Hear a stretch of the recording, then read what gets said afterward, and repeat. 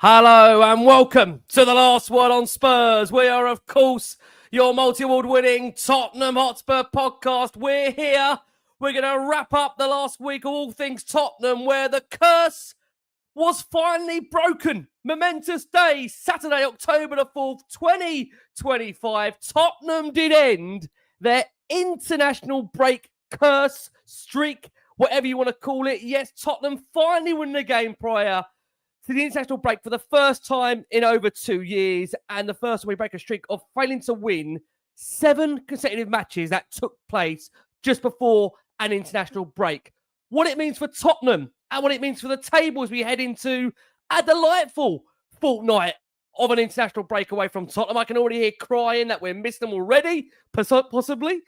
Spurs end going into this next international break in the top 4. Tottenham third in the Premier League, looking pretty strong so far. Like we've said, we've played 11 competitive matches so far under Thomas Frank. We've lost only one of them. We've scored 21 goals in those games, conceded 9 with 5 clean sheets. So the question we're going to open up with is, where are we in this Thomas Frank project? On this show alongside us, back alongside me, the conductor is in the house. Lee McQueen is here. King of X, Billy T is here, and a man that's trying to find his way to us because it's not the transfer window. It means he's not on time. Jamie Brown is going to be joining us very, very soon over at the, of course, Daily Hotspur. But look, decent start to life under Thomas Frank so far. Even the away record has been transformative under the Great Dane. If you go back and have a look at Spurs' away record since Frank has been in charge, the last 4 Premier League away games, Spurs winning 3, drawing 1. No defeats, 10 points collected. You compare that to the previous 11 Premier League away games. 1-2, drawn 1, lost 8, 7 points. It's been a transformative away record for Tottenham. Transformative so far under Thomas Frank. Macca, let's come to you on where we are under this Thomas Frank project. Because, dear friend, I think of me and Bill's, of course, Dan over at Yidvid. Sorry, Dan. I think he put out a wonderful message on X in the earlier part of the week when we've had, just for people who are out there, 7 games in the last 22 days, 4 away from home, including the trip, of course, to Bordeaux. In that period, 4 wins, 3 draws, 0 defeats. Macca, where are you under Thomas Frank's reign so far? Let's bring you in. Yeah, so evening, ladies and gentlemen, and everybody watching around the world, because I know we are a global podcast. We're going to have people in here tonight from Australia. Still the Big Ange fans in there, and he's struggling obviously at the moment, isn't he? Down at Forest, get him in there. Look, straight in on the ones and twos. So obviously USA as well. So good evening and good morning to everybody. Where am I? Look, I mean, I'll be honest with you, I was quite vocal through match day yesterday, wasn't I, Rick, on the WhatsApp group, because I don't normally do that. Just if I can watch the game or whatever, normally do it in silo and then review it afterwards. But actually, I wanted to kind of monitor my emotion going through the game.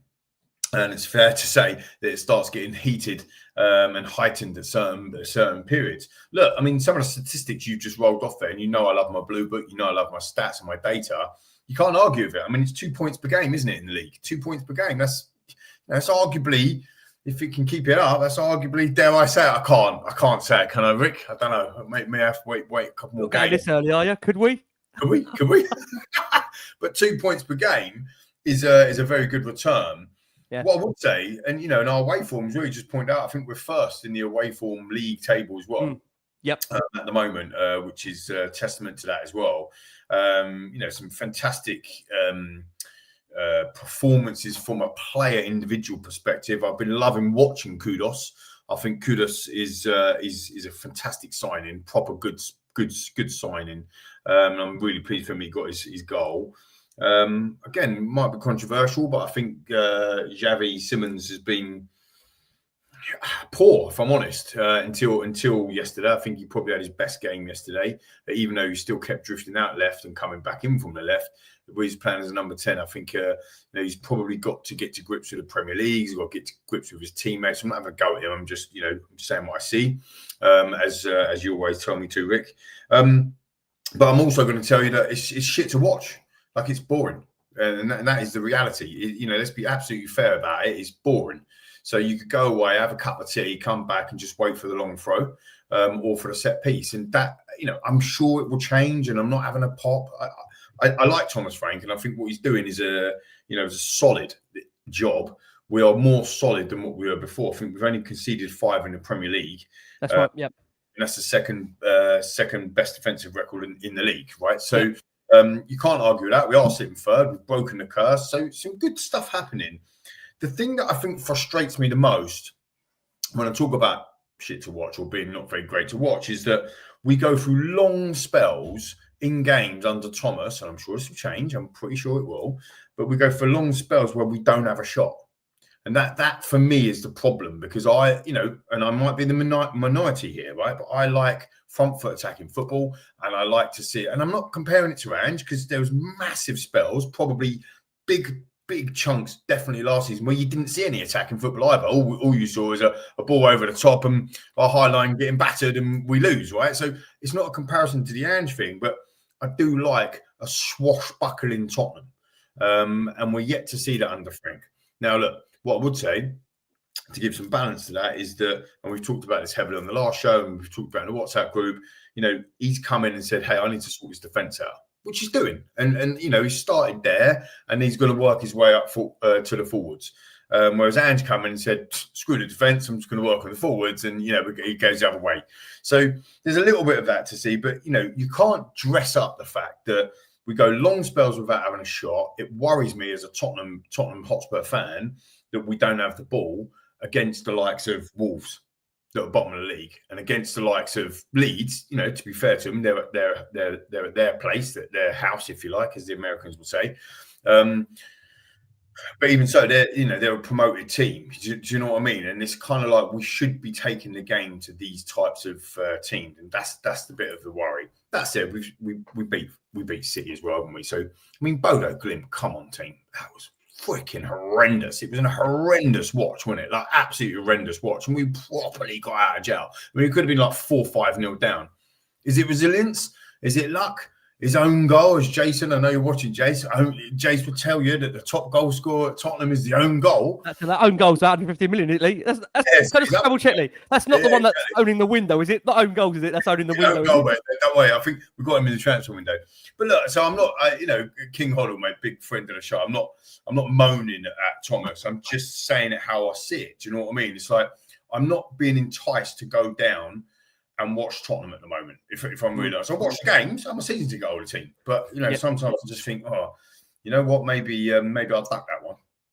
Okay, Macca, thank you so much for opening us up there. Like I say, this is why podcasts are great, because you've got different forms of opinion. It would be boring if we all thought and felt the same. Like I said, I think I've made my feelings clear so far. I'm in a really happy place under Thomas Frank. I'm really, really happy kind of bouncing into doing these shows at the moment. People haven't seen me smile so much, in the last however many months. My jaw's been hurting from smiling. Again, it's one of those things where, you can't please everybody. But I've been really, so far, really buoyant by what I've seen. I just know there's more to come. And I think if anyone's actually seen that, there was Justin Cochrane, I think Joe Newton as well. I think they're both following the show, other boys out there. They're both saying that, that there's more to come. And that's what's giving me so much excitement, that if there's more to come, we're sitting in the top 4. We've advanced in the Carabao Cup. We've had a good start to the Champions League group, 4 points from 2. Yes, Macca, you can sit there, I agree with you, can analyse those performances, which again on the eye, they weren't great, either Villarreal or Bodo Glimt. But I think the thing that, for me, I can't get away from, I love winning. And it's not saying people out there don't love winning, but there's different ways to win. But Bill, let's come over to you. Premier League-wise so far, we've played 7, we've won 4, we've drawn 2, we've lost 1. So it's 14 points out of a possible 21 so far. And we are, even I can't believe I'm reading this one out. Sorry, Jay. I mean, you might not believe this stat either. There's only one team that has not conceded a goal in the last 15 minutes of a Premier League game this season. I can tell Anthony Costa saying, Rick, shut up. That team is Tottenham. So something is definitely changing here, Bill. Where are you on the Thomas Frank hype train at the moment? I think it's been an exceptional start in terms of the progress that's been made. I think it's difficult to talk about this season without bringing in Ange. And I know that's frustrating at times because we want to leave the past into past, but I think it was such an emotional roller coaster for us all. And like we've been through it last season. It was absolutely, we've gone through the highest highs and the lowest lows. And that emotional baggage is going to stick with us for a while. Like it's not something which we're going to get over.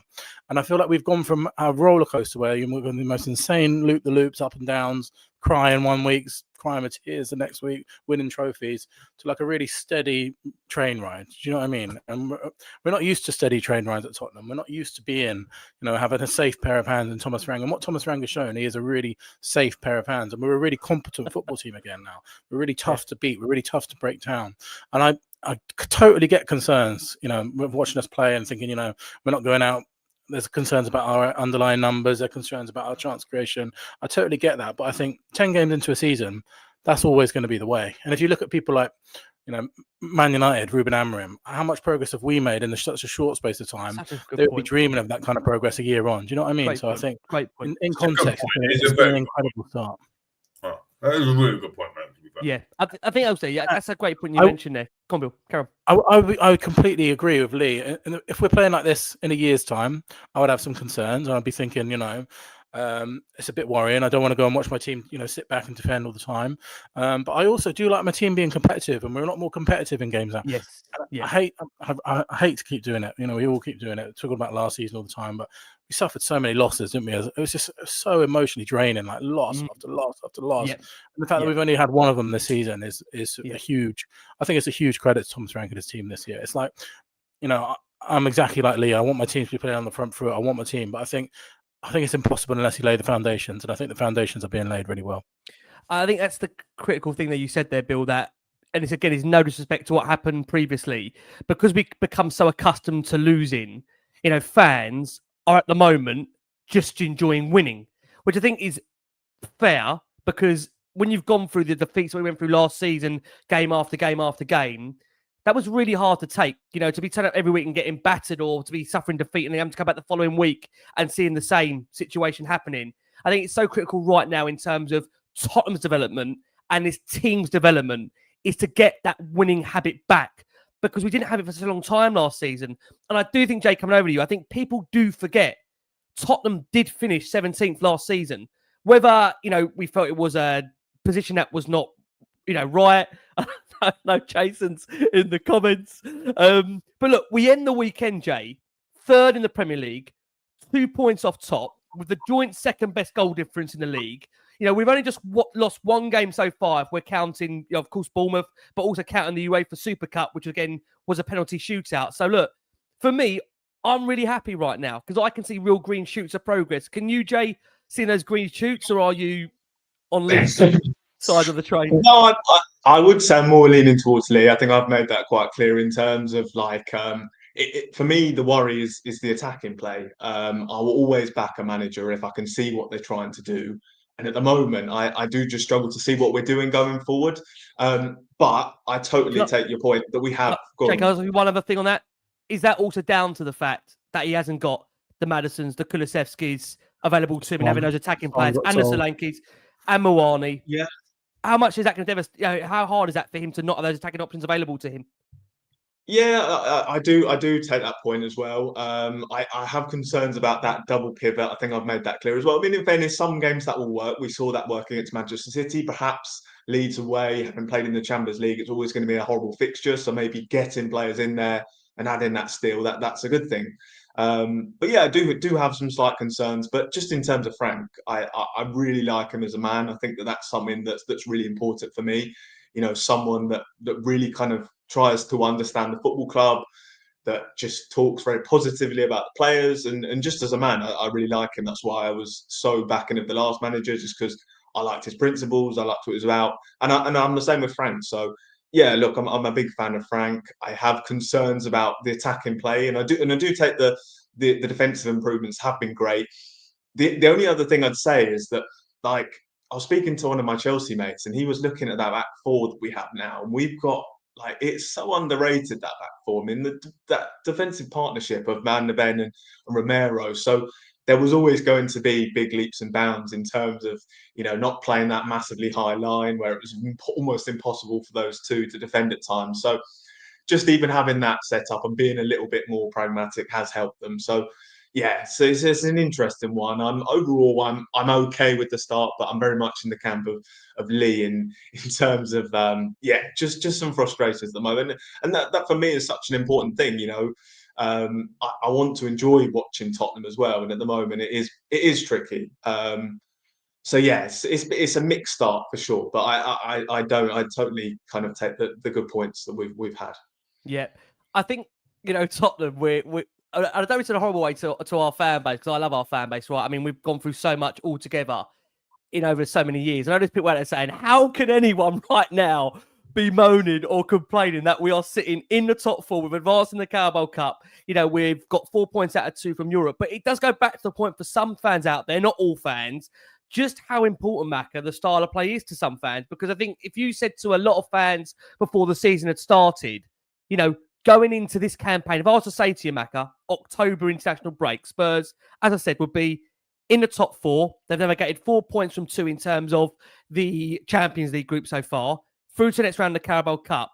I think you also have to bear in mind as well for Frank, he's not used to playing 2 games per week. And Jason came on here a few weeks ago, and Jason gave an absolutely brilliant statistical breakdown of how Frank has really struggled when it comes to the element of having a second game per week. So is it fair to say that Frank is still learning his way into this job? And also for him as well, like you've said as well, I think when we appointed him, it is a massive step up to go from Brentford to Tottenham. So is it all just right now, Macca, about winning? Because the thing I saw after Leeds and the reaction from the players and the manager, he knew how big that win was. And he also knew how big it was to win on the back of this curse we've had around the international break. So how big is that, Macca, in terms of that exposure piece of going from a Brentford to a Tottenham? Do we have to also take that into account when we're looking at the start he's made?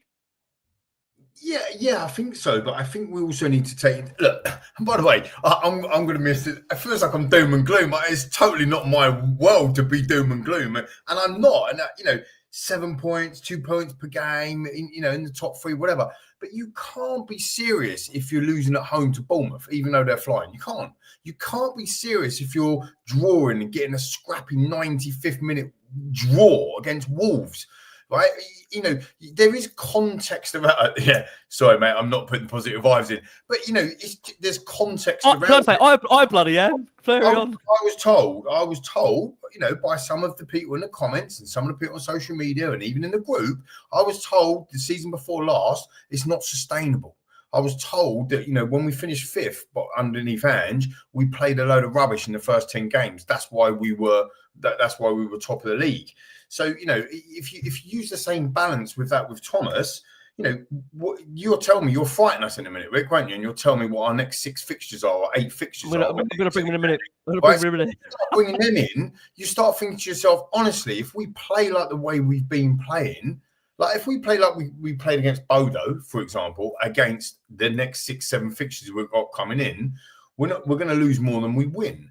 So yes, we're more defensively sound and solid, and it's great, but we haven't really look Man City, but we're their bogey team. It was amazing performance, brilliant performance. But again, and Brighton, don't forget Brighton away. Well, we drew.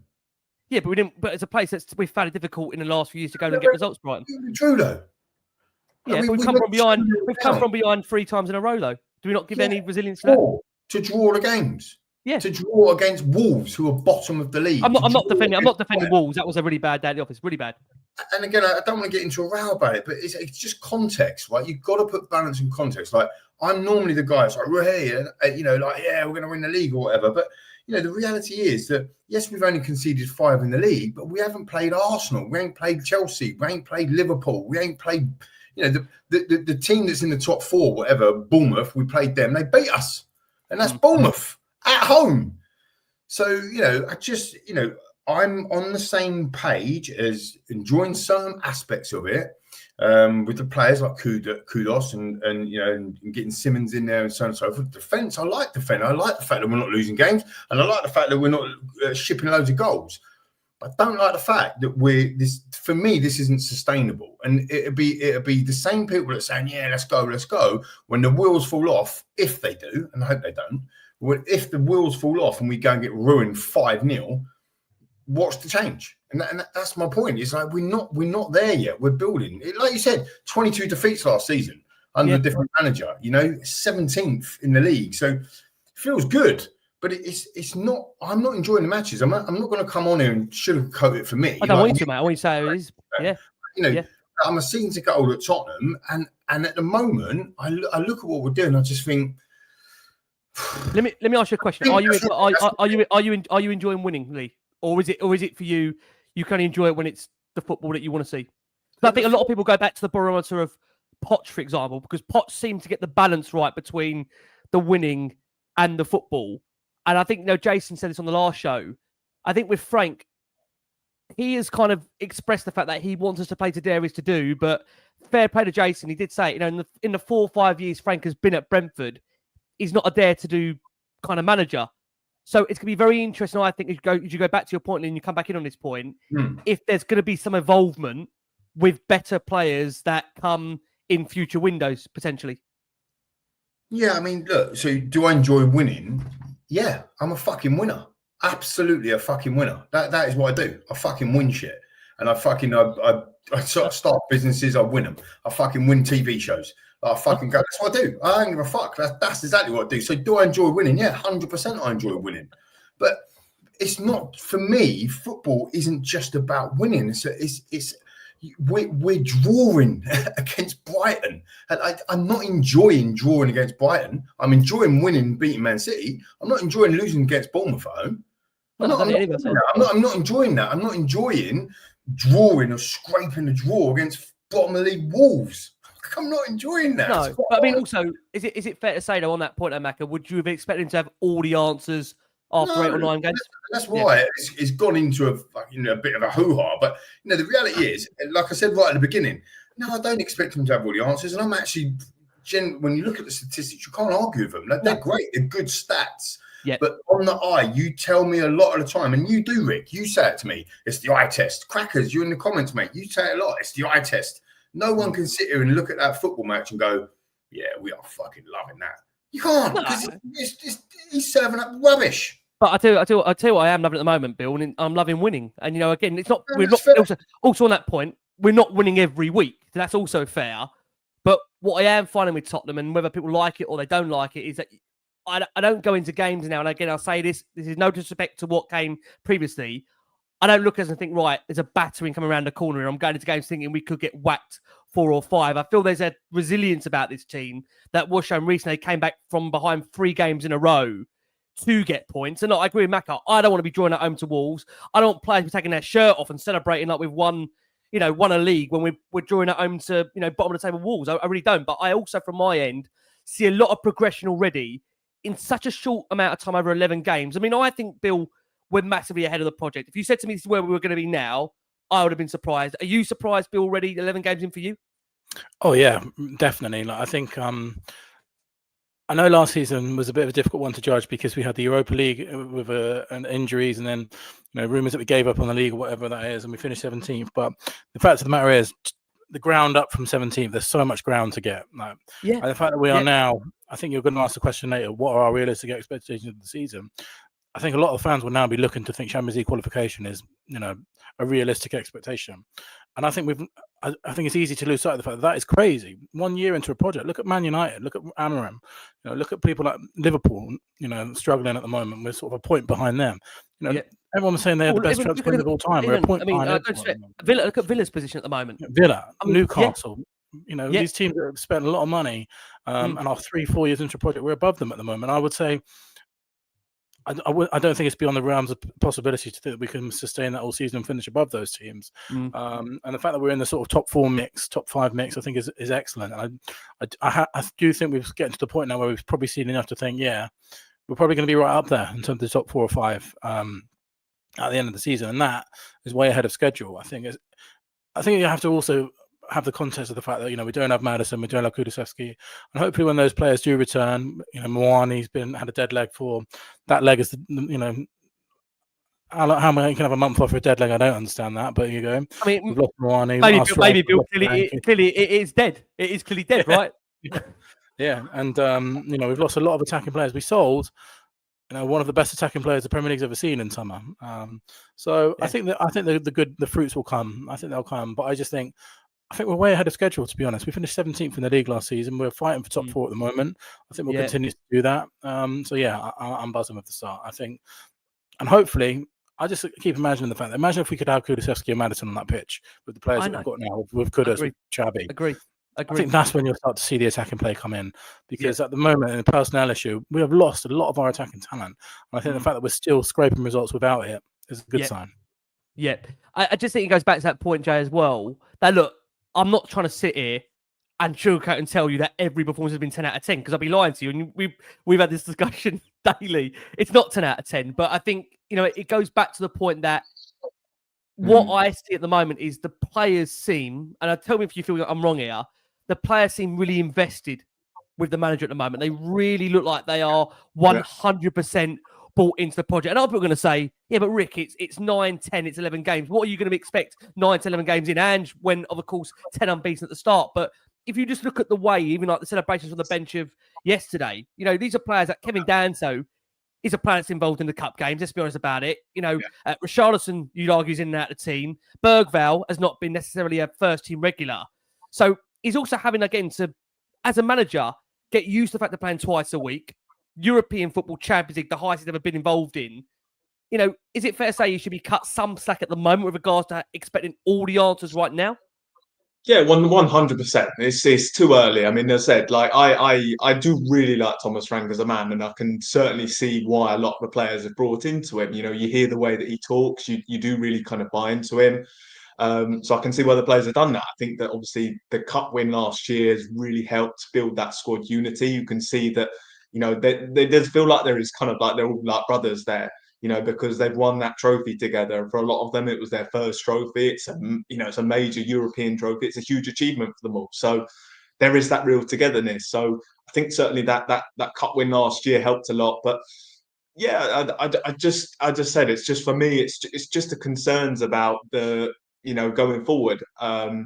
Defensively, I think, you know, very happy with how we've done. It's just that, you know, I remember even against West Ham in that first half, we really struggled to create any sort of chances from open play, and that for me is the biggest concern at the moment.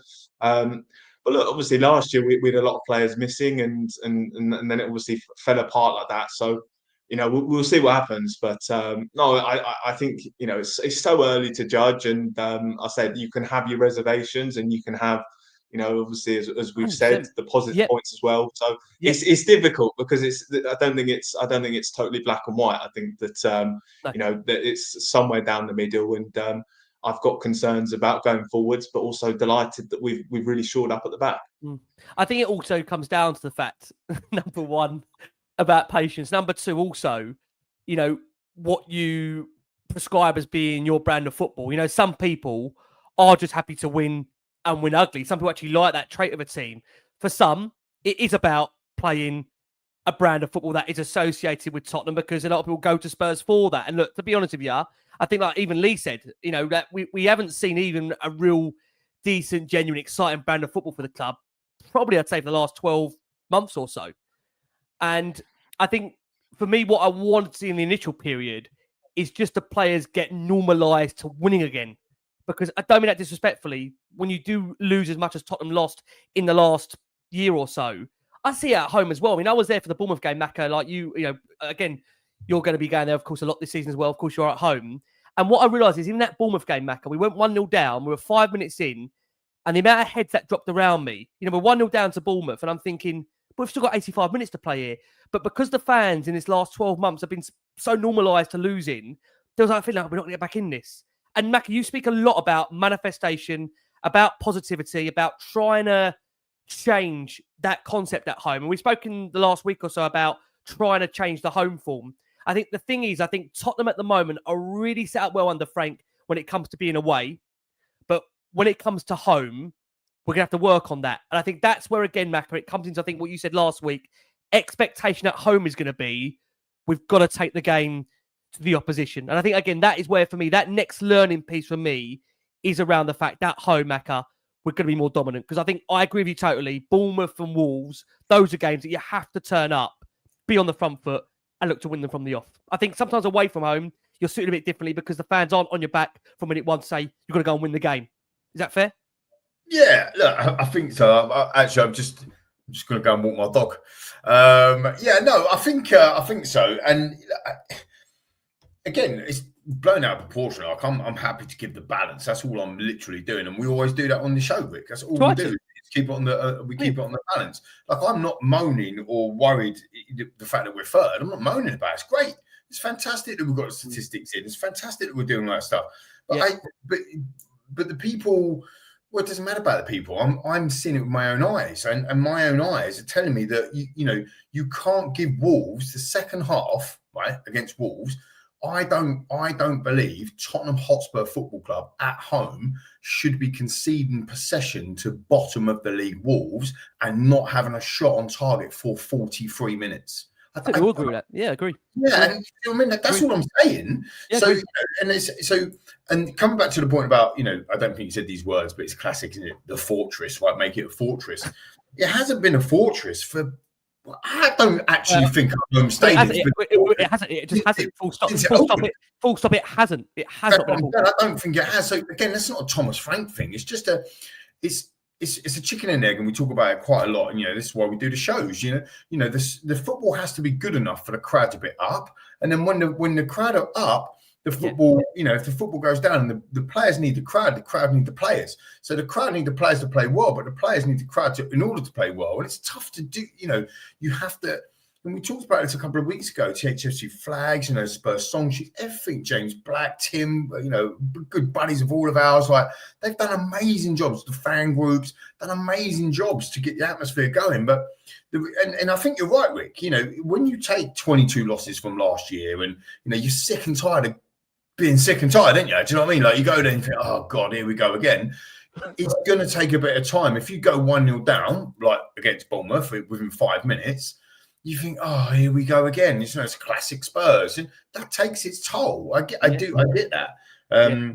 So look, I mean, I think I think this next run of games is going to be critical because we have broken the curse. Look, let me be my usual self, okay?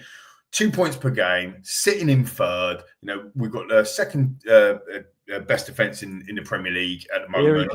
Here he comes. It's great.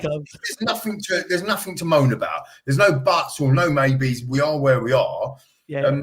Now it's the next bit. It's the next phase. Right. Next 6 games. Okay. What can we do? If we can walk away from the next 6 games kind of slightly unscathed, then we'll be in a decent position. Like everybody keeps telling me, I don't even look at the league. So why are we worried about it then?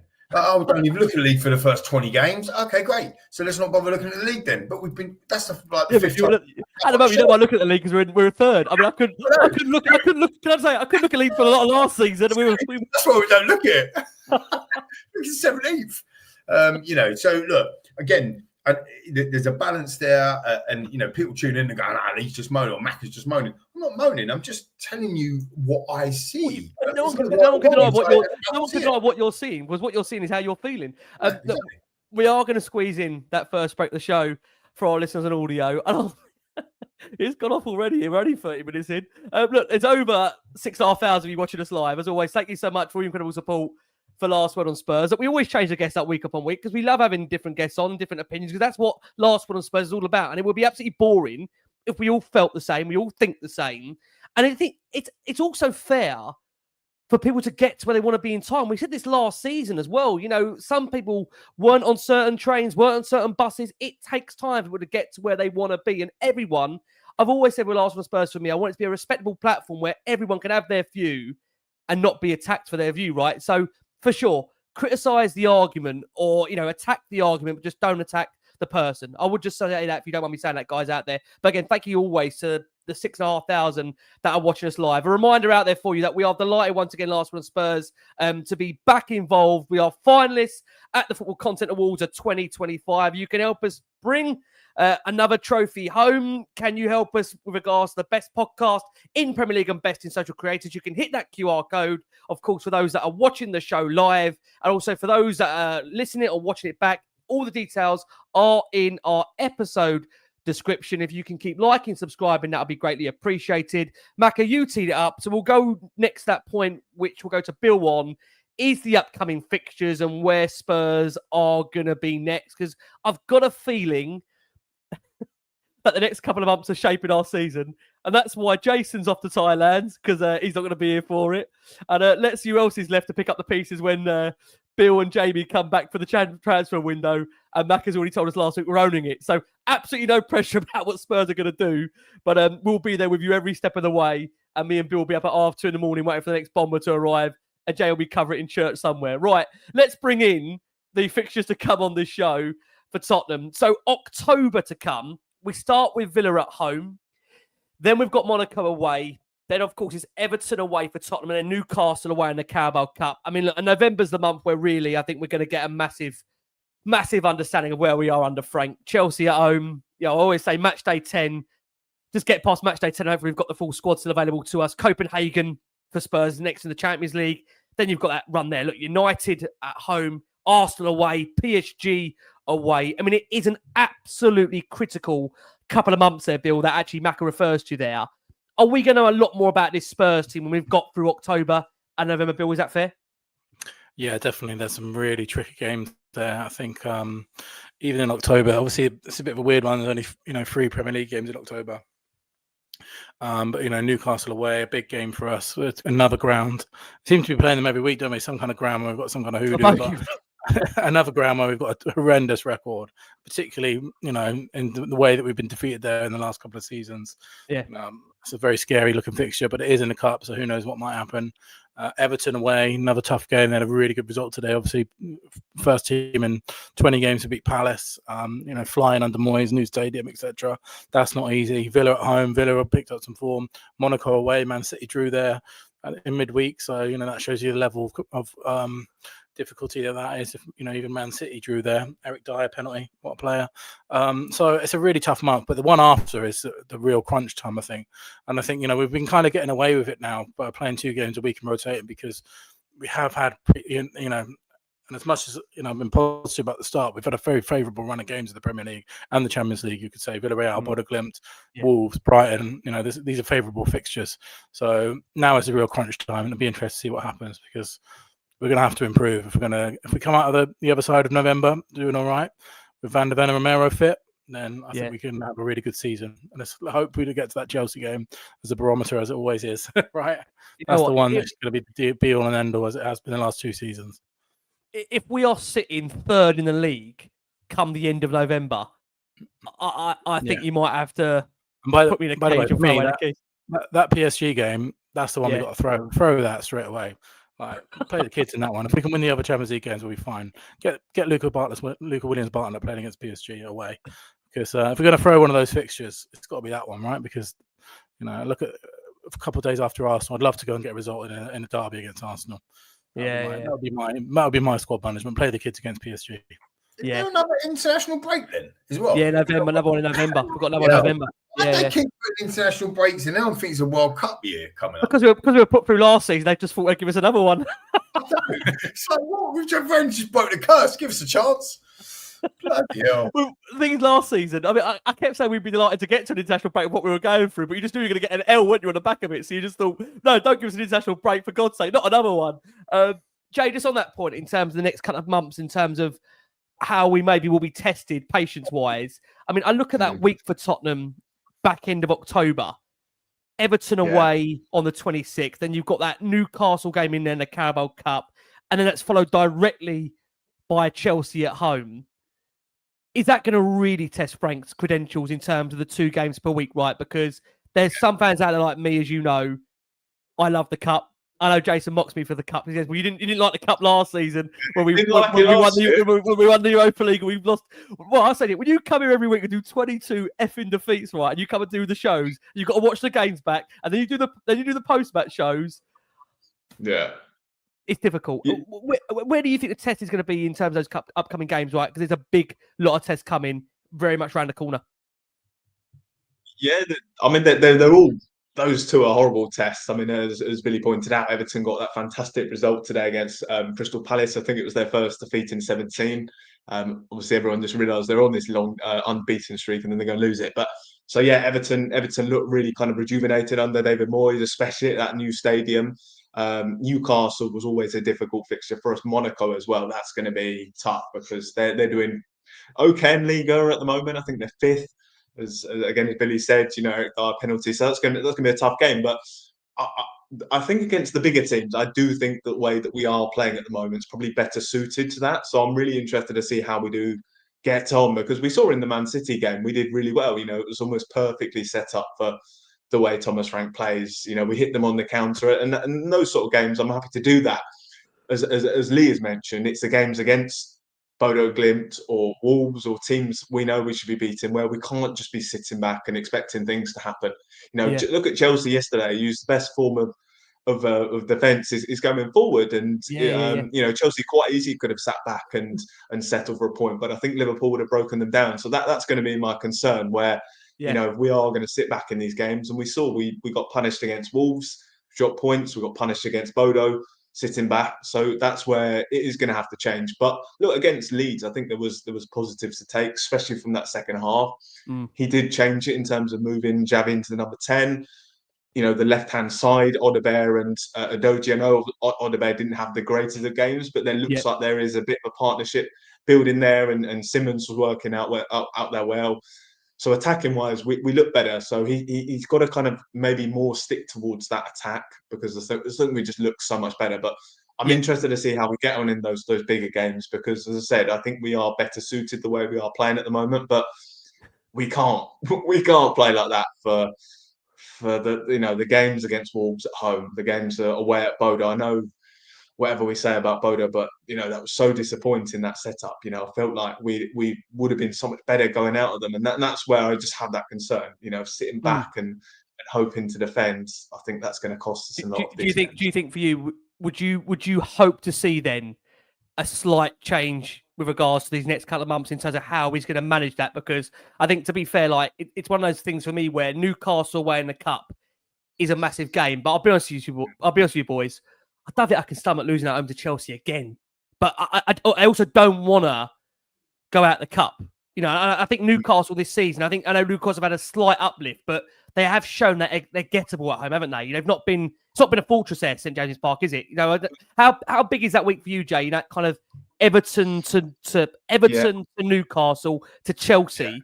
Because a lot of fans are going to, a lot of fans will just say, look, if you give us beating Chelsea and Arsenal this season, a lot of fans will be happy. We've not won these London derbies for such a long time, but we also want to run the cup, right? I think after the cup we had last season, we want to win a cup. We also want to win a cup. I can't get away from that. I think the Newcastle are gettable, and then I know it was Arsenal on their top of the league, and I'm sorry to mention them, but look, the way that they won that game was quite pathetic, really. Certainly the way that Newcastle lost it, to have lost it so late on, to have given away a corner late on. You look at the poor defending for the set piece. Yes, Arsenal are really good at attacking them, but so I think they are gettable. So again, I think that's going to be a really interesting game, because I think that Frank's style of play might maybe suit that fixture. But against Everton, you sit back against Everton, I just feel like we'll be in for a very long afternoon. So that's where he's going to have to kind of use these. I mentioned a lot about how he seems like he's he's very flexible in terms of his tactics. So he's really got to go and show that in some of these games, because you can't be playing the same way against each team. You can't play the same way you did against Manchester City away as you do against Wolves at home. So against, in those games, you're going to have to change it. But that Chelsea game, I cannot stomach another. Chelsea. It's just there's too many defeats. So he's got to get that one right. And I think if he does, those sort of games that will get fans on side, if you can win those sort of games. So those are going to be key for him. Everton, if we go to Everton and we get a difficult result, it is what it is. But you get through in the cup competitions, you progress in there, that'd be really positive. And then if you can get results in the derbies, that will really get them on side. So I'm hoping that he kind of understands the importance of not losing to Chelsea. Yeah. What also I would say on that, Jay, coming over to you, Macca, there's been such a level of detail from him in terms of the games, of knowing, for example, you might batter me for this, that, the Leeds one, he seemed to understand that this club has not won a game before an international break. He was really kind of homing on that fact and drilling in on that fact. He was aware at Brighton, we never got a result against there in a number of years. He was aware, look, despite we didn't get the result, it was a really poor performance against Wolves. He also knew Wolves was a bogey team for us. There seems to be a level of detail in everything this manager is doing. How is he, Macca, going to balance these next couple of months with regards to the fact that, as fans, I can't speak for everyone, right? But I know how much we want to effing beat Chelsea at home, and we want to definitely beat Arsenal, but we also want to win another cup. I think we all want to win a cup, right? So how does he balance these next couple of months in getting that right? Or is it going to be just taking one game at a time, as boring as that cliche is, Macca? Just throw the Carabao Cup because we're going to win the Champions League. What do you think? It's just who we are, mate. No, look, I mean, I do agree with that. And again, like, for the people tuning in and thinking I'm just a Thomas Frank hater or whatever, I'm totally not. I agree with you. I think the level of detail that he's putting in is very, very strong. And I think that will come good. I think it will. All I'm saying is, look, I can't get carried away with what I've seen so far. These fixtures are going to show us.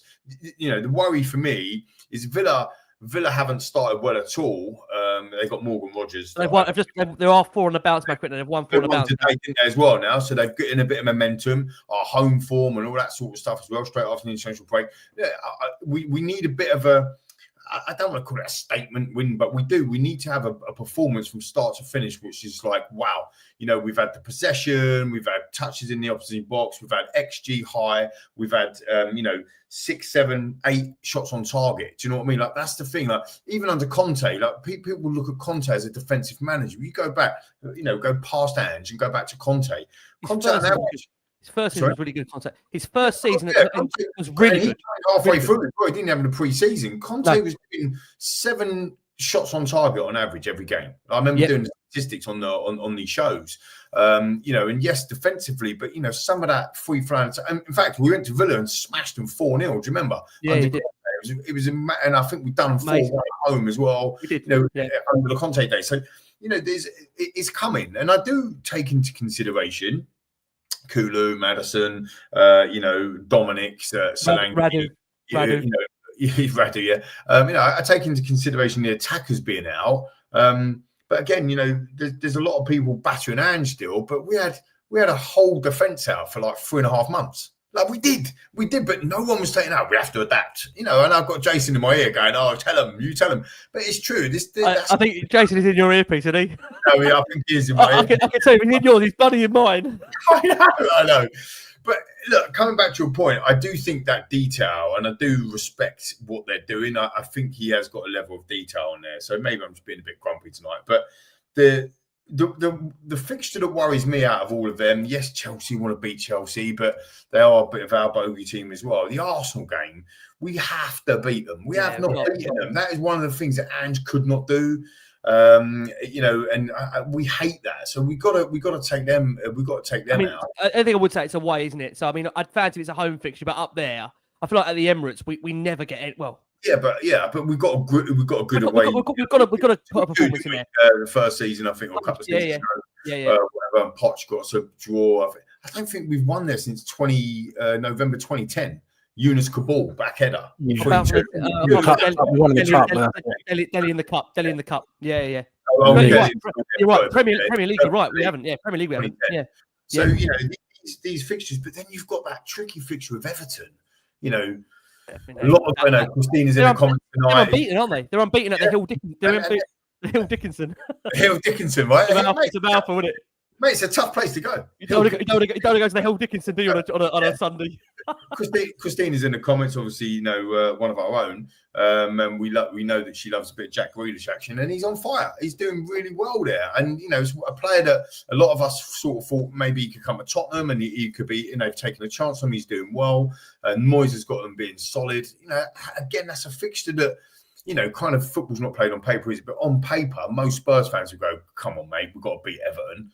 But that's not a gimme either. So all of these fixtures are going to be hard, and they're rolling around 2.5 days, isn't it? 3 days.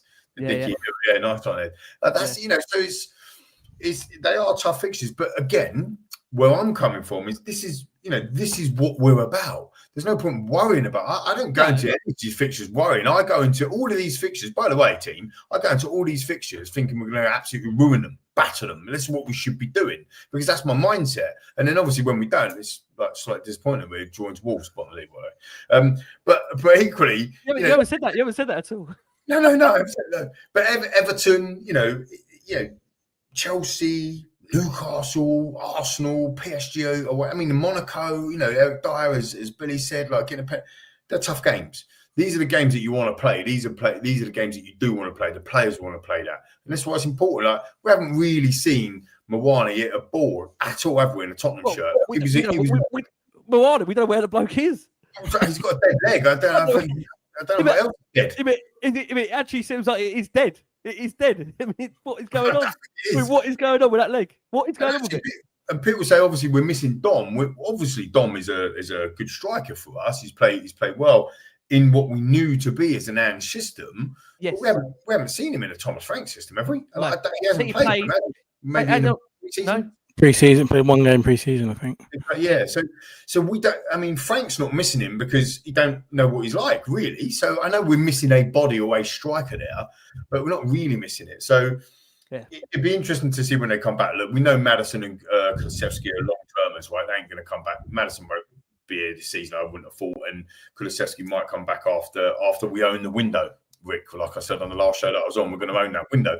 So we might not need them because we're going to own the window. So let's see what happens. But they are tricky. There's no doubt about it. But there's, and we might end up dropping down the table a little bit. But again, and just to be see what I did there, just to be frank. Just to be frank. Drop down the table from being in third to being in seventh, but we Hold on a second.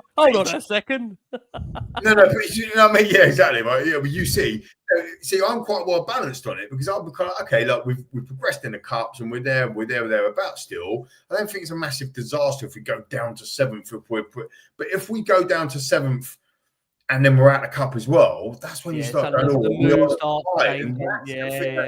because again, Champions League, if you just look at it like this, you need 16 points to get in the top 8.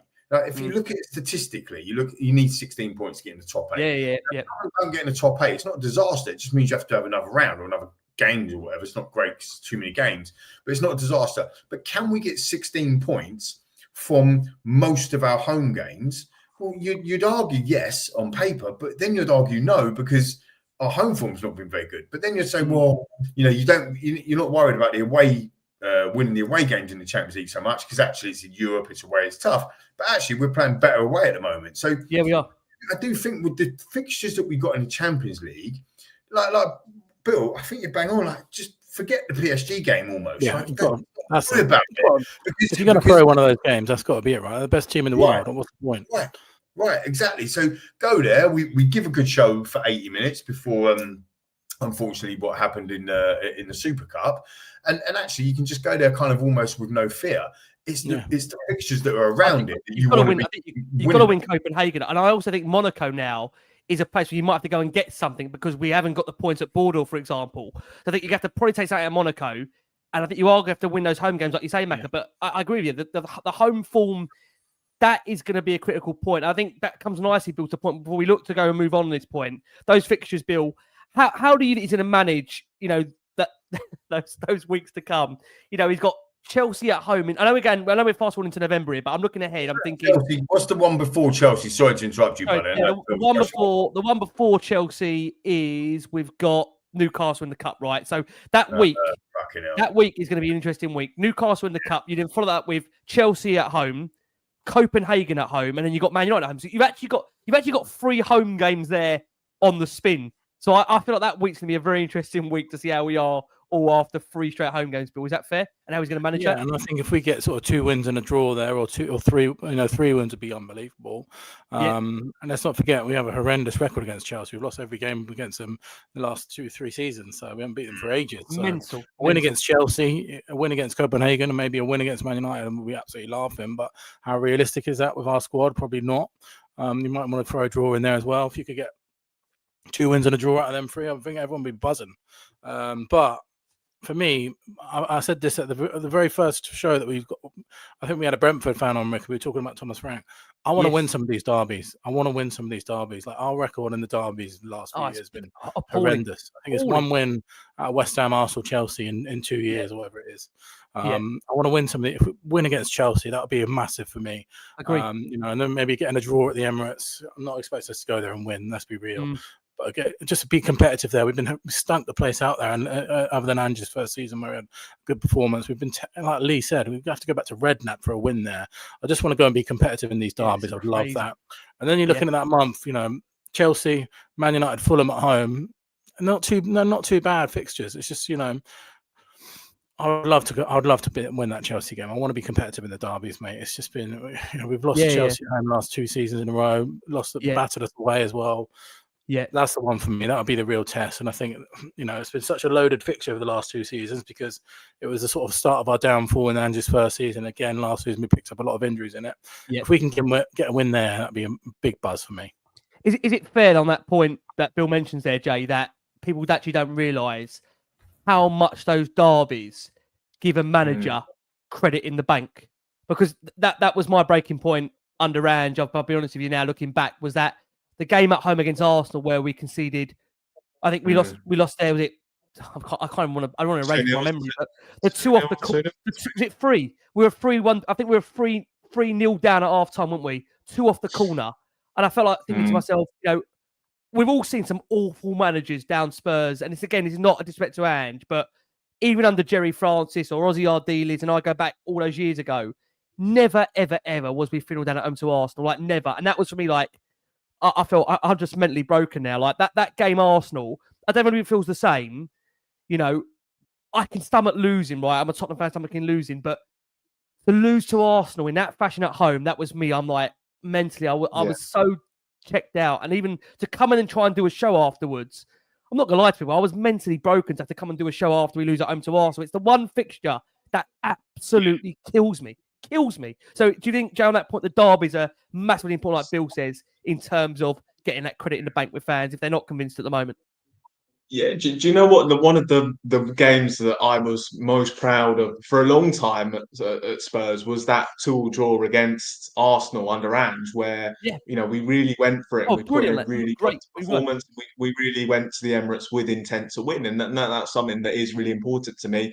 And that's why I really bought into Ange. It was that whole philosophy that he had. Look, let's forget about Ange and just making that point. That was a really important result for me. It was a really important performance. So, yes, these derbies are huge. And look, I'm happy to kind of stomach maybe playing that more pragmatic style if it is going to work. But again, it just comes down to the fact that it's not going to work against every team. He's tried to do it against Wolves and it hasn't worked. It might work at the Emirates. It might just suit that fixture better. So yeah, it's going to be really interesting, those fixtures. But against Chelsea at home, I don't think it's going to work. So we're going to have to see more attacking football. It's got to happen. It's got to happen quicker because, as I said, some of the home matches have been really difficult to stomach and really quite concerning for me. That Villarreal game was probably one of the most boring games. Villarreal. I mean, I can't dress up Villarreal. Yeah, so that's got to be better. It's got to be much better at home. That Chelsea game, we've got to go and put in a more positive performance, a more attacking performance, because otherwise they will come here and I think they will get something from that game. So yeah, it's obviously got to change. As I sort of made very clear, it's got to change going forward. But those derbies are huge.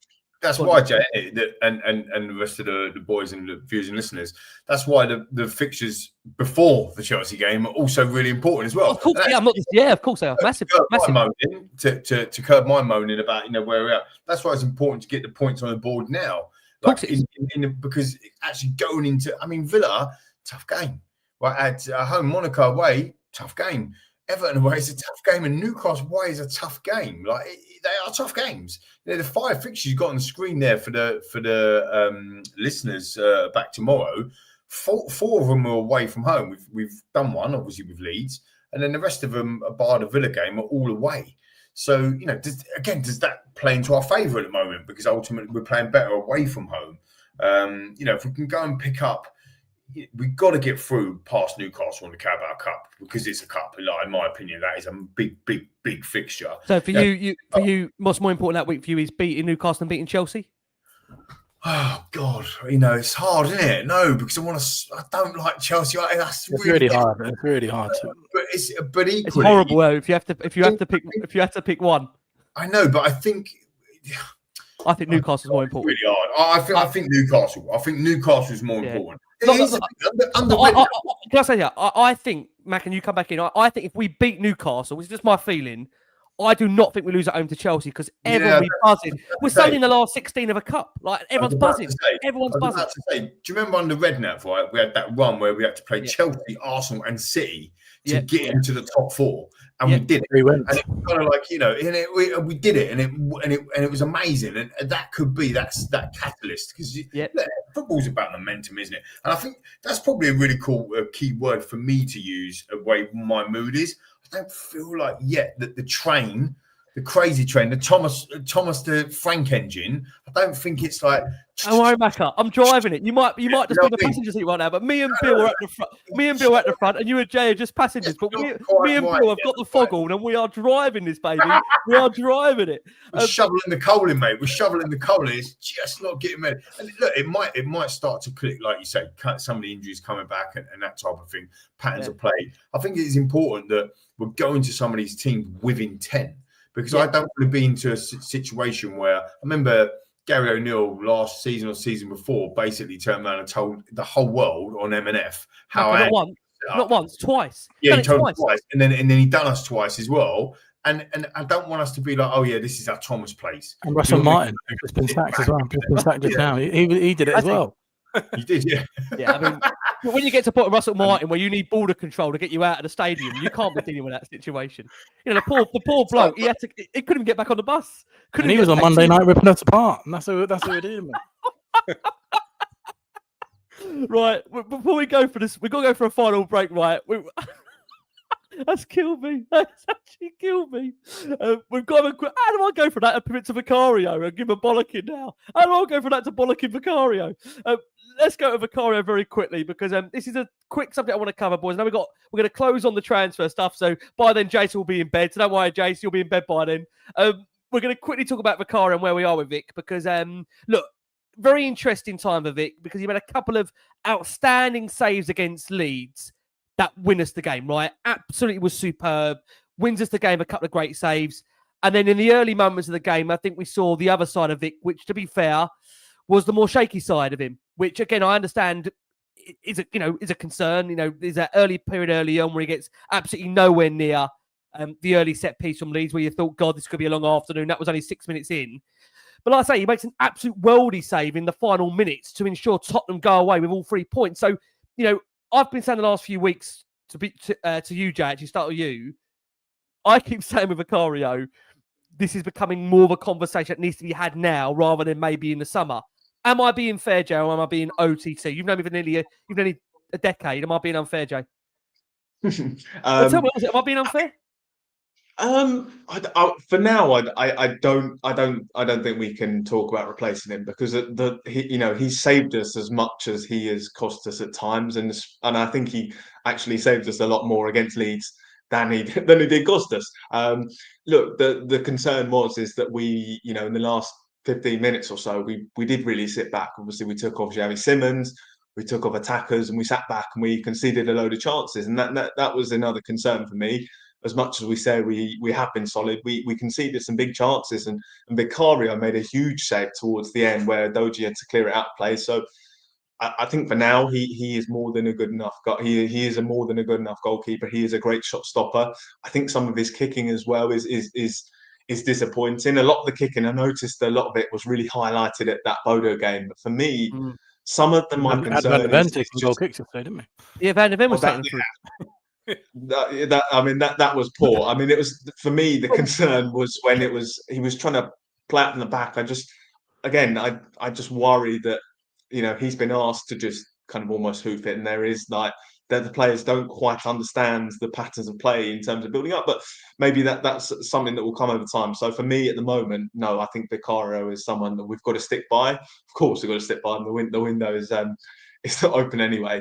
I don't think that Kinski is the answer either yet. I think he is a young goalkeeper. There's a lot of promise in him and looks great with his feet, but I just don't think he's going to be anywhere near the shot stopper that Vicario is. And as much as, we can moan about Vicario, he has saved us a lot of times. And against Leeds, I think if we hadn't had Vicario in goal, I think I'm not sure we would have come away with the 3 points. Yeah, it's interesting. A comment that Billy's raised there, Matt, going to come around to you, is it slightly alarming when the centre-back is taking the goal kicks rather than the goalkeeper? I mean, look, I think for what it's worth with Vicario, like I've said, that he's a tremendous shot stopper. Still, my concerns for me is commanding of the 6-yard box, where I think as a goalkeeper, I think Roy Keane said it, forgive me, you've got to come there with violence, right? You've got to come and get the ball. my worry with Vicky is that when he comes, his punches maybe isn't long enough or far enough away to give me the confidence to instill me. I know people had criticisms around Lloris and, he let in some poor goals, but with Lloris, I don't think we had those concerns where when he's coming for a cross, you knew 9 times out of 10 he was going to get it, right? I mean, where are you with Vic for you, Lee? Is it, am I picking at things here, or is he a concern? No, Tell me. I think I was picking at things today. No, I don't think you're picking at things. I think it's valid, mate, to be honest. But equally as well, I do agree with Jay, and I do agree with a lot of the comments. Like, he has saved us more times than he hasn't. But having said that, a lot of the people that I know have talked about him saying, like, we need to get a new keeper, we need to get a new keeper. I mean, he's part of the leadership group. He is outstanding when he wants to be. But he's got a guff in him, isn't he? Like, he's got That's what worries me. A clown, as Crackers would say, a clown's car on fire moment. Macca, let's put it, if it weren't for the Europa League final, the Mickey Van der Ven clearance only becomes because Vicario fumbles it. And that's not me digging Vicario because he's an amazing shot stopper. I think what worries me is kind of if we want to go to that Tottenham that we think can get into the top 4, I think that's where you think is Vicario the man. We had this with Lloris, didn't we? We had this with Lloris in terms of great shot stopper, but he can't, he used to do these little sand wedges out, didn't he? Do you remember? He used to get his little sand wedge out and ping it to the fullback, and you're thinking, dude, man, why are you doing that? And he'd constantly try and do it and just put us under pressure. And that was his trait. I mean, goalkeepers are mad. Let's be absolutely frank about it. Everyone's mental. I mean, Donnarumma earlier today, coming out flapping like a right old fish, at certain things, proper having a flap. I think goalkeepers, you have to be mad to be a goalkeeper. I don't mean that rudely. I actually mean it as a compliment, because they have to be a bit mad. I do like Vic, if I'm honest. I do like Vic, and I do think that he's saved us more times than he hasn't. It's a difficult one to highlight, isn't it? Because once a goalkeeper makes a mistake, that's it. It's typically a goal, isn't it? And he has done that a few times in his career with us so far. Bill, I think it could be a case of. I think it could be a similar case to Aaron Ramsdale at Arsenal, where he looked like he was a very solid goalkeeper, but eventually, kind of long term, they upgraded him to Raya, and I think that's going to be the case with Vicario. He's done very well, but just long term, you can't be having those errors. I mean, I think it's been very much highlighted his weaknesses, as you said, with lack of commandment over his penalty area. So that is something that's really going to cost us. As I said, he's made some brilliant saves, a great shot stopper, but long term, I think you're right to question him. I just think right now he's good enough for us. I mean, I keep saying though, Bill, that we need to have a conversation about Vicario. I said the moment I've said that, and there's no disrespect to him, the errors have become more alarming, kind of game upon game. And I do think to everyone out there that are listening and watching the show, I do think we've got more alarming issues that we need to resolve right now. I think left wing, like you said, Bill, is a big problem. Yeah. I think forward-wise at the moment, well, let's be honest about it, we haven't got a forward apart from Richarlison when he fancies it, who at the moment, to be honest with you, looks like he can't even trap a bag of cement at this present moment in time, which is a bit of a concern.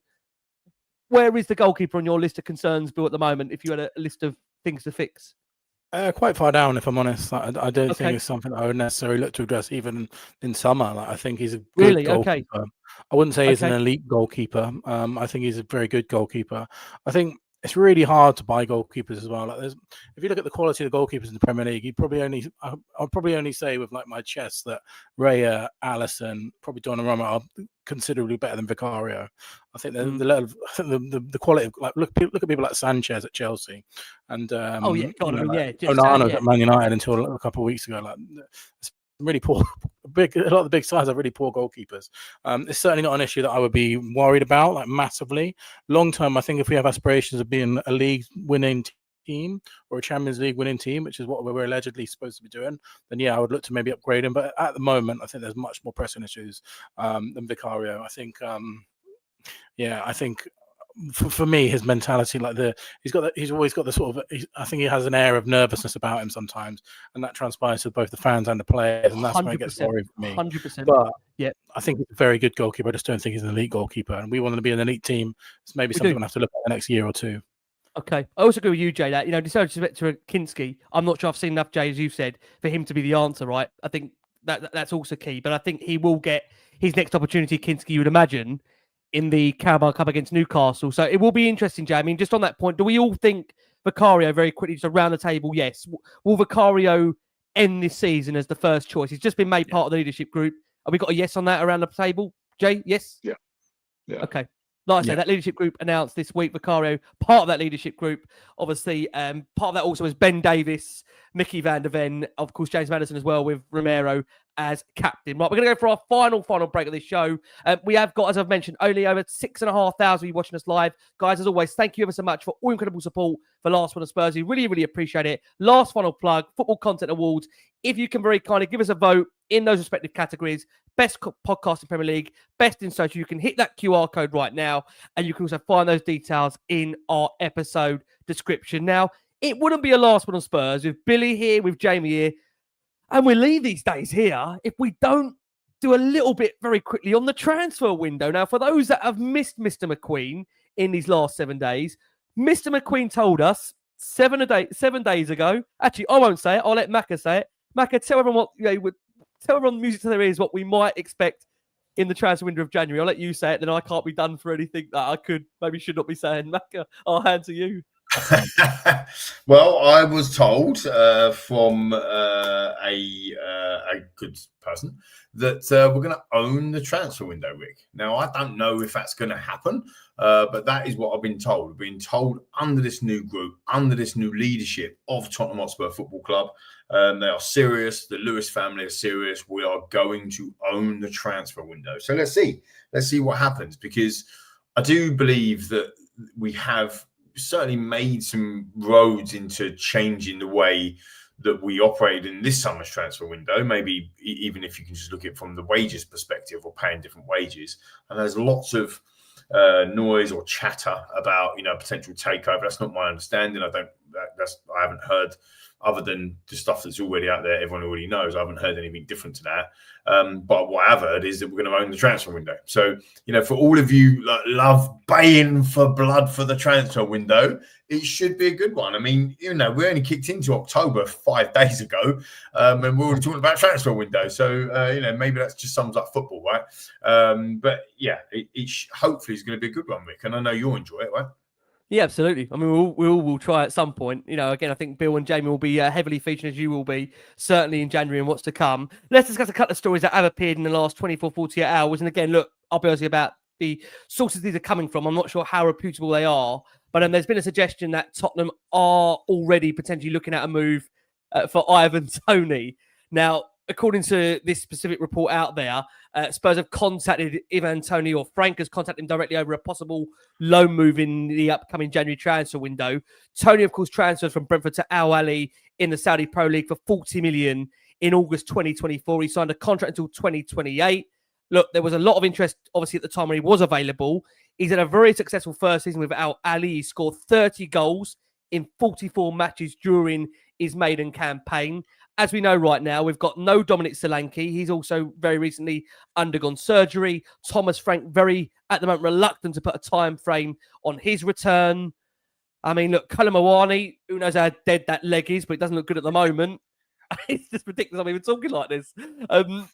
Tell, Wilson, Odebear, Richarlison. I mean, I think we can all safely say, Kudus seems to be our real focal option in attack at the moment. It's going to really drive and score us goals. So would we welcome Bill Ivan Toney to Tottenham? Would he be a player you'd consider? 100%, mate. Let me just show you a little bit how sad my life is before I go into that, though. I was in the cinema today when that news was about to drop, and the reporter journalist, Indy Kyler, a lot of backstory there that we could go into and save it for another time. Said, I'm going to drop a bomber at 1 p.m. I had to leave the cinema to go and get a signal to look at this news. That's how sad my life is. Went back to the film halfway through. And I came out of Ivan Toney. I was a bit underwhelmed. I was hoping for a Harry Kane story or something like that. But I think Ivan Toney would massively, massively improve us. I think he'd immediately be our best striker. I think he's kind of gone under the radar, hasn't it, Saudi? Just because there's kind of like a media vacuum over there. You don't really hear about that news. Yeah. But I think he scored 23 goals last season. Scored 3 goals in 4 this season. Obviously, the quality of the league there is massively, massively questionable. But I would do it immediately, especially someone that's worked with Frank already. But I'm just glad to be back with the Bombers, mate. I live for this. Left the cinema to find this out, and I'll be all for it, mate. Let's find out if Jamie left any church or cinema to go and get the news about him and Tony being linked with Spurs. Jay, where are you on this? Because it's a player that Thomas Frank has obviously worked with in the past, knows him very, very well. Is he realistically maybe an option for January, do you think, Jay?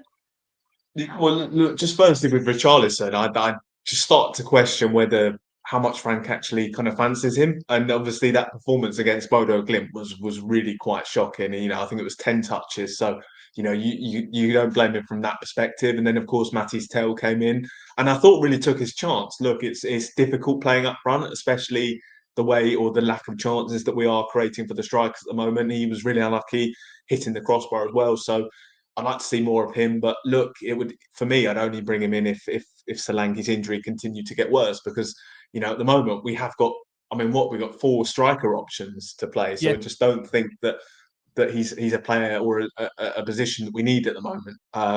I really want to see Dominic Solanke come into the team. I think that he's been very unfortunate with injuries during his time at Spurs, and when he's been at his best, I think people forget how good he actually was.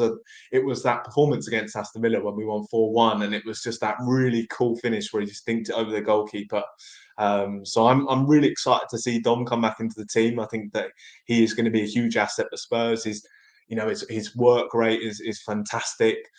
His hold-up play is really good, and as a striker, he is really good. So I'd rather just put my trust in Dominic Solanke and hope that he stays fit, and hopefully this surgery has now fixed that issue. But I'm a massive fan of Dominic Solanke, so hopefully he can get fit. And Colin Wiley, we haven't seen what he can do yet. I think that he is an underrated signing, to be honest with you. He was a £70 million player 2 years ago.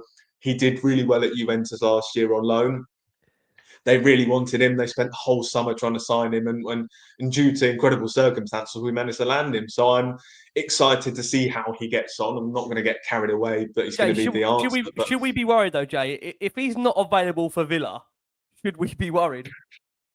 Yeah, well, look, dead legs are a weird one, isn't it? Because obviously when we, normal people suffer dead legs, it's something that goes away after 10, an hour. I thought it was like a granddad. You get back in the school, you get a granddad. I thought that's what a dead leg is, but well, if he is a granddad at 26, then I think we're all a bit in trouble, aren't we? But so I'm interested to see how he gets on. I guess that just shows you the strength of Pat Matasar. I know it was Pat Sarr that was the one that supposedly ran into him, according to that the immovable object that is Pat Matasar. The absolute tank, the absolute tank of Pat Matasar in training.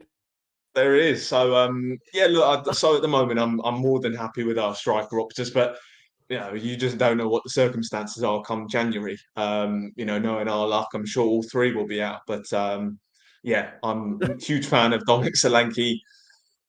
Richarlison at his best is an interesting one. So let's see.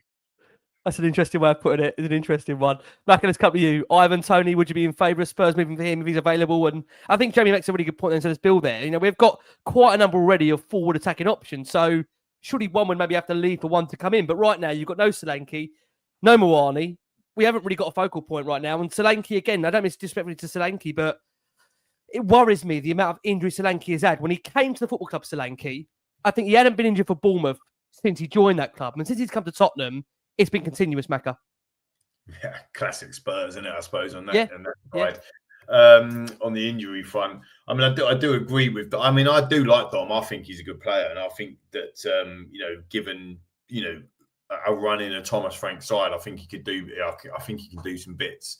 The issue that we have with Dom is he's just had surgery, and they were trying to play it down or whatever. Now he's had surgery, and we don't know how long that's going to come back. And even when he comes back and he's on the grass and then he's available to be selected, he's still then not going to be match fit. The bloke hasn't had a pre-season or anything, has he? Let's be honest about it, because of said injury or niggle that he had that's got worse. So you can almost say, and I'm massively guilty of this, by the way, and we're all guilty of it. It's like players come back and you're like, right, that's it, he's back. Like we'd expect Maddison to just walk straight back in and start doing assists. The bloke's had an ACL, so you see what I mean. Like look at Bentancur. There's a lot of blame with Bentancur, and he's 18 months after coming back after his ACL, and we've never seen the same bloke as what we did before. So there's never any guarantees.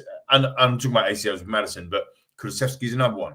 We don't know how deep that injury is going to be. No, so even agreed. when he's back on the pitch in January, you probably don't see the best of him until end of March. No. Let's be honest. So that is a worry. I mean, Mwani's it's a weird one. It's almost like he don't want to play for us.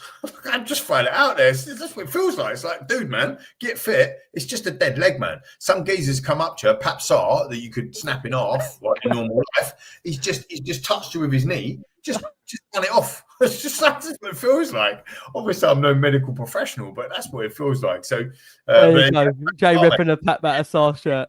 Love that. Love that. Love that. Yeah. So it's a weird one. Toney. Yeah, I mean, I want more attacking options team. I've got to be honest with you. I mean, when we had genuine strikers, we had Keane, Defoe, Berbatov. Who's the other one we had at the club at the same time? Was Darren Keane, Defoe, Berbatov, Mido. We have Mido. Too big, too small. We had proper options where you'd think like Canute was the fourth. Yeah, Canute was in there. Remember Big Freddie? I mean, I remember we went to. I think it was 2-0 up, or we definitely went 1-0 up at the bridge. We were playing in the brown kit. Do you remember that? Yeah. Don't worry. We lost 4-2, so don't worry about that. It's it was a normal Chelsea kind of performance. Yeah, I mean, I'm all for it, but I can't get my head around still the fact that we sold the best striker in the world. I just can't. I can't get my head around the best striker in the world, and we had him, and he was ours. And not only was he ours, he was actually one of our own, and we sold him. Classic. For me, that is the legacy, if you like, of Daniel Levy, in my opinion, because. Great stadium, great this, great that. But at the end of the day, we sold our best ever player, and we sold the best player in the world. I mean, this bloke's numbers are just absolutely insane. If you look at his goal at the weekend, the way that ball moves, if you've seen it, it is ridiculous. Yeah, it's insane. And I know it's a different league, right? But he's doing it in the Champions League as well. But I know it's a different league. Like people say, Farmers League or whatever you want to say, whatever. The disrespect is real around this guy's name. But Harry Kane is the best striker in the world. Like there's no debate for me. The numbers he's putting up, the assists he's putting out, the goal involvements he's got. I think he's just got better and better. And actually, Bill, you said about coming out of cinema hoping it was a Kane bomber. The reality is, this bloke comes back to Tottenham. We can start to do bits, because people would say we can't press from the front with him. Well, maybe with a different way of playing now, we don't need to. And exactly, it's adapted. I mean, classes with Teddy, wasn't he? Teddy Sheringham last, a couple of days ago, doing one of his hosting shows that he does nights with, and Teddy was the same. Like, he didn't have pace, but it's all up there. It's the brain. Just, getting better and better. So if the new owners are serious, I think if we went and signed Semenyo and Kane, that makes us immediate challengers for me. That's it. God. Let's go. Let's close on him. Let's close on Semenyo. We've all sat here and said the left wing is a massive problem, right? The Semenyo one is interesting, because I don't know if Jay, I'll come to you on this point. He signed a new contract in the summer with Bournemouth, right? But the links haven't gone away about him maybe looking for a move. But Bournemouth obviously do hold the cards with the fact, again, that he's down on a long-term contract. Do you feel gut feeling, Jay, there might be a release clause or a gentleman's agreement in there for him to get away either in January or summer, for him to sign down on a long-term contract? Otherwise, why do that, Jay? Why do that? Yeah, no, for sure. I think there must be something in there, because he's way too good to. No disrespect at all to Bournemouth, although this is completely disrespectful. He is way too good for Bournemouth. I think Spurs really do like him as a player. I know they really tried to sign him in the summer. They didn't want to pay this. They didn't think he was worth the £65 million that Bournemouth were asking for him. That looks cheap, Jay, doesn't it now? That looks cheap. It does. I mean, I do wonder whether Bournemouth would have even sold for that, just because of the situation they were in, having sold Dean Huijsen, Zabani, Kirkez. So they'd sold a lot of players, and obviously lost the goalkeeper as well, in Kepa, who went back on loan. So I just think that the circumstances just didn't work out. But I know that Spurs really tried for him. I think even late again in the window, Spurs tried for him again. I think it was towards when we were really panicking, we asked for him again. So Sounds I about think right. that yeah. So I think that he is someone that Spurs do genuinely really like, and I think that they will certainly go back for him, and his improved form will, I think, will only just reinforce that. The only issue is, and it's always been the issue, is that he's a massive Arsenal fan. Well, okay, that's maybe not massive Arsenal fan. I know that he is an Arsenal fan. He's made it clear previously that he does support Arsenal. So there is going to be that concern. He'd been to their academy as well. I think it was a very similar pattern to Eze. So yeah, I'm sure they'll be looking for a left winger as well at some point. Bill, get us a cab, right, on that phone. Get us a cab. I can't be doing all this again. I can't be doing all this again with Eze. No. Yeah. So therefore Semenyo, I think he's certainly a player that they'll look to go for again. But you'd imagine now there's going to be a queue of clubs going for him, because I mean, you've seen some really top Premier League players down the years that have come through at these different clubs. The likes of Sadio Mane. I think that Semenyo is the next one. I think that he's just phenomenal. I will say interesting point is that when Semenyo was at Odebear's age, he was at Newport. So there you go, something to consider. That's very interesting. Okay, so you're telling me that Odebear's the next big thing? Now that he's an Arsenal fan, that's what I'm thinking of anyway. Oh right, okay. It is a good point though, because that's in all seriousness, we do put a lot of pressure on these players that are going out there. Odebear, Tell, Archie Gray, Bergvall. I mean, these are teenagers, barely out of teenagers' numbers, right? They've barely got a 2 in front of their age. Some of them still ain't. So we're expecting massive bits. Some people say, look, if you're good enough, you're old enough, and I get all that. I mean, Wayne Rooney burst on the scene at sub 17 years old, scored that goal against Arsenal, and he was literally the best striker that England have ever had at that time. You look at Madawaki as an example. You talk about academy players and what. He's an academy boy at Tottenham. He's played Chelsea, now he's at Arsenal. You can't do the rounds, mate. He'll be end up at West Ham at some point. Do you know what I mean? So I don't know. I did have a thing about if they're supporting Arsenal. I could get my head around Darren Brent playing for us. I couldn't get my head around it. The way you're on TalkSport now, you think, how did he ever play for us? And obviously, who knew? Like at the time, very professional. Like he's really professional. Yeah. But now he can let his his club allegiance, if you like, come out. It's totally fine. But yeah, who knew? I mean, if you're that a big Aguna and you're playing for Tottenham, does it work? I don't know. But I think there's no doubt in his ability. Semenyo's ability. He is the boy, isn't he? Right now. Oh, I think Semenyo, somebody in that left wing spot to fill Sonny's shoes, essentially, you'd put him, you'd say, come on, fella, come to the lane, mate, and let's have a go down. Tell you what, can you imagine that line, though? You've got him on one side, Kudus on the other, Simmons in the 10, Kane back. We are. We're not just winning the Premier League. We are going to win the Champions League. To be fair, a lot of people say, defense and da. Yeah. Defenses win championships. Attack win games or whatever the saying. Yeah. However, there's very, very few teams that don't win the league without a striker scoring 10 goals plus. Like it is very, very rare. I mean, I'm sure there's people in the comments, help me out here. I'm sure there's people who've done it, right? But there's very, very seldom. And I think if you had that team that you just said about Semenyo on your left and Simmons in the 10, Kane up front. Instead of Kane, if you had Dom, I still think that could be very, very potent. But the question still is. I mean, he got 19 goals in the Premier League, didn't he, for Bournemouth before we bought him? But you've yes, King Hoddle, let's go. But you've got to have a person, a guy that's going to stick the ball in the back of the net. It's the hardest part of the game. We all know that.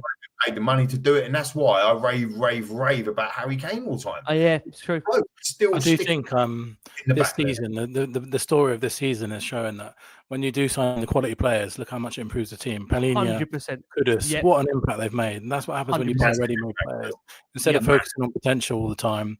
Go and pay the money, go and pay the wages. Look what happens. 2 incredible 100%. Signings. Xavi will probably be the next one. The other thing with buying potential is then you then so reliant on Odebear and that's just unfair, because that's where all the pressure comes from, because you have to play Odebear because we don't have any other options to play on the left hand side, and then he's he doesn't have that proper chance to develop. Yes, he's getting game time, but he's got all that pressure on him of fans saying, "Oh, he's too timid, he's too this," and that's really what's killed us a lot. And a lot of these players that just haven't made it because Oliver Skip thrown in at the San Siro.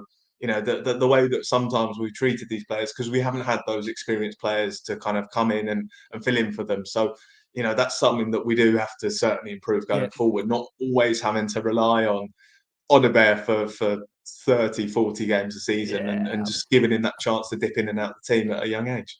You can't even compare that, can you? Like what I've just reeled off there. I know it's fantasy stuff, but like I've just said there, you're having Kudus on one side, you've got Semenyo on the other, Simmons in the middle with an actual. And look, even if it is Dom, like you said there, Lee, I agree with you. It's a really, really amazing team. So look, we'll keep an eye on that. Like I said, with regards to sorry, buddy. I know you got to wrap up and stuff. I think this bit's really fascinating for me. So some of the stuff that Kudus is doing. I mean, he is doing bits. I said right at the beginning of the show, even though everyone thought I was moaning, I said right at the beginning of the show, I'm enjoying this guy. I mean, this guy is proper real deal. And as Bill said, Polina as well, proper. He's 29 years old. We don't normally under Levy sign them types of players. No. That's where I started to see a shift. And that's why you look at the things like Ivan Toney, who's 29 years old. Maybe he does come in. But, you look at some of the bits that Kudus is doing on the right-hand side, the cutting in, the goal that he scored. The goal that he scored as well was offside. Was it? I can't remember what game it was. Was it the Wolves game or it might have been the Leeds game? Yeah. I can't remember. Wolves. Yeah. I mean, he was. He's got it. This guy's got it. There's no doubt. What I love about him, one of the things I love about watching him is the way he puts the ball into the box. His crosses, they're quite flat. You know what I mean by that? And I'm just thinking, get somebody's head on that who can head the ball, and I think that could be Dom. Dom could be real powerhouse in the box, man. Like he's getting his, you know what I mean by that? Flat. Is it the right thing to use? Like he's you know what I mean? He don't really crosses up. They're fast, they're low, they're kind of quite flat. I'm thinking you just get a glancing header on that. You need somebody that's going to just take a chance. Charleston doesn't seem like he's got the. I don't want to be rude to Richie because I actually like his personality or whatever the way he is for the club, but. It doesn't feel like he's got the striker's brain. Do you know what I mean? Like the footballing brain to get in their position. I mean, if Kane's in that area, he is scoring a bag full. And that's what I'm saying. It doesn't even feel like chances are being created at the moment in the Thomas Frank team because of that setup and the way that from the not the setup from the tactics, but the setup of the way the players are. Kudus, you get a proper striker in there. Kudus is. I mean, I think he's already our top assist maker already, isn't he? Yeah, four already. Four in a goal so far. He probably doubles right with some of them balls that he puts in. Yep. Right, boys. Final thing to close on very, very quickly. We touched on the start of the show. I asked you about Thomas Frank's project so far at Spurs. You all gave me such glowing reviews. Go and listen and watch it back. Season expectations where we are right now in October, international break. Right, based on what we've seen so far, everybody over 7 games so far. What are we expecting the expectations to be for this season? And quite nicely, I'll start with Bill because Jamie's just sitting back in his seat in the background there. It seems like he's got to do some thinking here. Bill, and you seem to be getting a lot of love, Bill, as you always do on this show. What do you think, Bill, is the expectation? 7 games in where we are right now. What do you think the fans would love to see this season based on how we've started? At the beginning of the season, I probably would have said a top 8 finish was realistic. And now I think we've gone a bit beyond that because the progress that we've made. I would love to get back into Europe. I do think because of how poor the rest of the teams have been, I think a top 5 finish is on. I think it's on. And then a decent cup run as well. If we can do both of those things, win a cup and get top 5, that'd be brilliant. So I think to be in the mix for Champions League and then go on a good cup run, I think is realistic now. Okay. Jay? The Champions League is really important for me. I want to make sure that we're competitive in that. So I want to be getting to, realistically, like quarterfinals of that. I want to be competitive in that competition, and that's going to be a real test for Thomas Frank. Obviously, it's his first year in the competition, so that's something that's going to be really important for me in terms of the league. It's so difficult to tell how he's going to be able to juggle it. I think top 6 is going to be the aim for us. I think that would obviously be a pretty damn good improvement on last season and how we did in the league. But if he can juggle that and he can manage the squad, I think that at the moment his rotations have been pretty good at the moment. I think that he has rotated a bit, and I've been quite impressed with how he's rotated the team. So certainly, well, I mean, obviously, Ange didn't really have many options, did he? But yeah, that's one thing that I've been impressed with, and he's got to get right because yeah, we know there's so many games and a game every 3 days. So yeah, I mean, top 6 and a good run in the Champions League. Okay, Macca, on this final point for you, what's the expectation after a lot of interesting talk at the start of the show? I think we're going to win it, lads. Honestly. No, look. I mean, look. How many games have you lost, Rick? In seriousness, under Thomas Frank, how many games you played? How many we lost? It depends if you count the Super Cup as a defeat. Are we counting the Super Cup as a defeat? Yeah. Okay. All right, let's not. All right. Forget. In 90 minutes, 1. Right. Bournemouth. So, I mean, that's 1 and 11. 1 and 11, isn't it? That's pretty good, isn't it? That is pretty good, regardless of the teams we played. I think the disappointment for me is you look at Brighton and you look at Wolves, and if you win them 2 games, which we kind of should have, and definitely on paper we should have, we're top of the league, and that's the reality. Right? We should have 18 points. Yeah, and I said right at the beginning of the season, when you look at them fixtures, without the Man City game in it, we should be getting 18 points. That's what we should be getting. So that's where I was coming from at the beginning of the show. That said, I think that, a cup run for me is really important because I had, we need to get our place cooking. I agree with you, Robert, 100%. We've got to get White Hart Lane, Tottenham Hotspur Stadium rocking and rolling. If we get that there, it'll start the ball rolling. I think we need to win a trophy because, okay. This is not unrealistic, right? No one can tell me and tell my belief is wrong. What I saw in Bilbao and what I had in Bilbao and what we all had, but what I witnessed being there, doing it, it was unbelievable. And I want that. It is like I want it again. The dopamine hit. It's a drug. It's a drug. Like you said, it's a drug, isn't it? It's a drug. It's a drug. The hit was unreal. And that week was incredible. That week was amazing. It was the best week. Exactly. And to me, like when you look at Tottenham Hotspur history, right, since 1882, we've won the main title twice. Now, just let that sink in. Like in best part of 150 years, we've won a lot of trophies. We have won a lot of major honours, and there's no shame in that whatsoever. I'm not trying to shame our own club. Yes, league is important. Yes, league form is important. But let's be brutally honest, and it hurts. But Arsenal have the best squad, along with Liverpool. They have the best squad right now. So, yes, I want to finish as high as we can. If we can get top 6, I think that would be a massive return to Tottenham in terms of where it was. But for me, we have to win a trophy. So, I think that's answering your question from earlier. We have to beat Newcastle. And if we lose to Chelsea, we lose to Chelsea. But we need to beat Newcastle because we need to progress in the cups. And look, and I don't believe that we're going to get battered at all in the Champions League. I don't. I think Europe is really hard, and Bodo, away proved that. But I don't think we're going to get battered. I don't think we're going to win the Champions League. I don't think we're going to get battered. I think we will get through. But we have to win a trophy, in my opinion. Palace showed that they can do it. We can do it. Newcastle won the Carabao. We can do it. We showed that we can do the Europa. We can do it, and that's what I want. And that's not being greedy. Is that just to answer Matt's question there? Need to win a trophy or what? Is that basically for being a successful season, Macca? It's not like get rid of Frank. It's like what my expectations are. Like you all said earlier, like, you're being moany. You should have a winner's mentality. But that's a winning mentality, isn't it? We want to win a trophy. I can't still get my head around, and I don't agree with the way the club is at the moment. I still don't agree with the new ownership and the new board essentially, or whatever. It's not new ownership; it's always been an ink about we want to compete on all 4 fronts, because I don't believe that we can compete on all 4 fronts. I don't think that's a realistic. That's not really negative. I just don't think we can do that.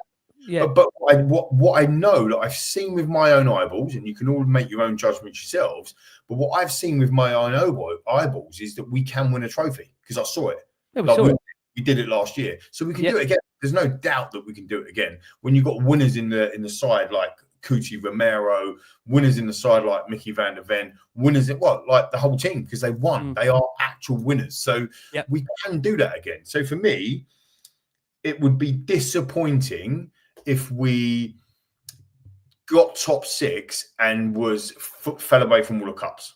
Right. And I think that's the point that Jace maybe been making with the 2 games a week and Thomas's test. I believe that Thomas is the right man to take us forward. Even though I was saying earlier, I'm only telling you what I see. Like I mate, it's your opinion. It's your opinion. No one can tell you how to feel. It's what you see. It's your opinion. Exactly. However, I do believe that he'll get it right, and getting it right for me would be a trophy. I mean, if we finished 10th and got the Carabao Cup, honestly, I'd be happy. I'd be happy. I want to win a trophy. Yeah, I want to win a trophy. So let's ask you, Rick. Let's ask you, mate, because you sometimes don't get to answer. What's a good season for you? I'm saying top 6 and a trophy. That's what I'm saying.